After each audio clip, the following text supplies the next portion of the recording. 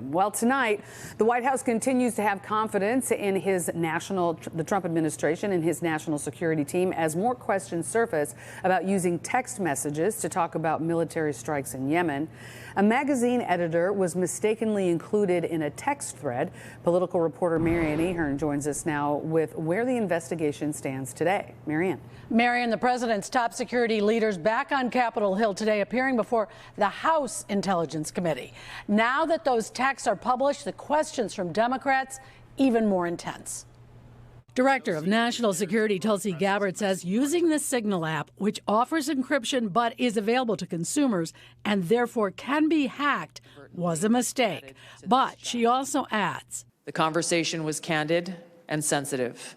But as the President National Security Advisor stated, no classified information was shared. There is disagreement. I've seen things much less sensitive be presented to us with high classification.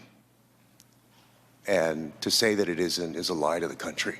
Today, The Atlantic's Jeffrey Goldberg released the entire Signal chat, showing that Defense Secretary Pete Hegseth provided the exact timings of warplane launches and when bombs would drop. The administration is saying that there's nothing classified or secret or sensitive in these. So at a certain point, I just felt, let our readers decide for themselves.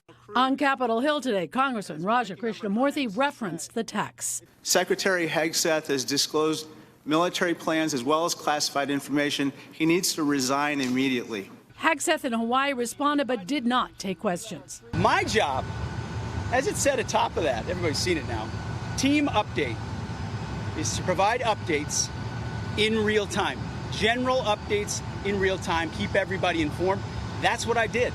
Republicans, including the president, look to move on, but Democrats are calling for a full-scale investigation. We have to believe that our allies look at this as a colossal mistake. It is outrageous and it is a leadership failure, and that's why Secretary Hegseth, who undoubtedly transmitted classified, sensitive operational information via this chain, must resign immediately.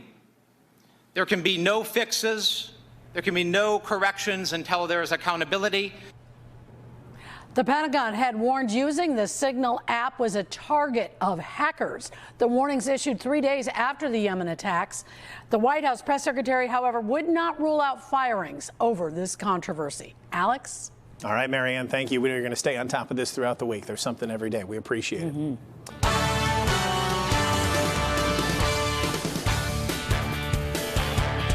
Welcome, everybody, at 6 o'clock. Good evening. I'm Stephen Holt. And I'm Marian Brooks, and tonight for Allison Rosati. And we're continuing to follow new fallout over the military texts involving a journalist on Signal. So the Atlantic just published the full Signal chat messages showing military plans about U.S. strikes in Yemen. So that text chain inadvertently included the Atlantic's editor-in-chief, Jeffrey Goldberg. That article that was published today quotes texts from Secretary of Defense Pete Hegseth that specify the types of aircraft and the timing of those recent airstrikes against Houthi militants. The conversation was candid and sensitive.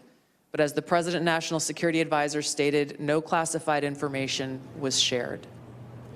Now, the Pentagon had warned using the Signal app was a target of hackers. That warning issued 3 days after the Yemen attacks. So you may be asking, why is this such a big deal, and what makes something classified? Tonight, NBC5 investigates those questions and other unknowns linked to this Signal scandal. Our investigative reporter Chuck Gowdy joins us now with tonight's top story. Chuck? Mary, Stephen, tonight we are all spectators to a war of words underway. The first shots on a digital battlefield, an app called Signal used by teenagers and adults to privately communicate and share videos with friends. It's a favorite for sexting because it's encrypted, but it's not intended to be a government venue for anything sensitive, such as the decisions about whether to wage a U.S. military attack against Houthi rebels, strongholds in Yemen on the Arabian Peninsula. The landscape lit up in Yemen by American firepower, discussed in detail by U.S. Defense Secretary Pete Hegseth and top U.S. security officials, including Vice President Vance, meeting via a Signal app text chain, an app that warns of its own vulnerability to surveillance and espionage, especially by Russian hacking groups. Messages from Hegseth describing F-18 first strike window starts and strike drones launch, along with pages of detailed text about the American attack on Houthi targets that leveled buildings a week ago today. The reporting of this government meeting on a non-government, non-classified public messaging server comes from Atlantic Magazine editor-in-chief Jeffrey Goldberg, who was inadvertently allowed on the call. If that's not secret, classified information about, or the most sensitive kind of government information in the world, I don't know what is. Defense Secretary Hegseth, a former Fox News host, tonight contends the information wasn't war plans, it was attack plans, and not classified. There's no units, no locations, no routes, no flight paths, no sources, no methods. There are several levels of classified information designated by the president and various agency heads. Pentagon officials maintain the Signal information wasn't classified. But by any measure, it was sensitive and potentially dangerous in the wrong hands as an attack was launching. It's highly classified. It's war-fighting plans. DePaul law professor Gregory Mark was an attorney for the Independent Counsel during the Iran-Contra affair, a government arms trafficking scandal in the early 80s. Mark tonight recalls the great lengths he and colleagues went to in discussing sensitive information, classified or not. Suppose there were 6 people who had access to code word level intelligence, classified stuff at the highest level. You can't talk about it over table at Starbucks, even if there are only 6 of you there.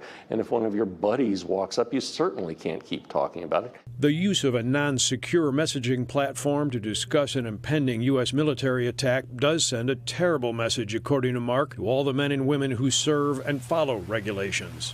People don't take kindly to rules which only police inferiors and don't police the superiors simultaneously. It's a basic question of the equal application of rules, the equal application of the law. This is the 3rd time since President Trump was sworn in that supposedly secret and certainly sensitive information was made public to U.S. adversaries. In early February, the CIA sent out an unclassified email with a list of all recently hired employees. Last week, the release of unredacted crime files from President Kennedy's assassination contained CIA personnel secrets, internal spycraft details, and even full Social Security numbers. All these military details have always been considered classified. It still hasn't been explained why these weren't. Bottom line is, they were on a text. Anybody could have turned and shown their phone to anyone. There was no securing this information, no matter how they wanted to classify. Well, that's exactly what happened, Mary. Yeah, exactly. A lot of explanations and answers yet to be heard. You mentioned it's a digital battlefield now. So it is that. Thank you so much, Chuck. Okay. Appreciate it. Thanks, Chuck.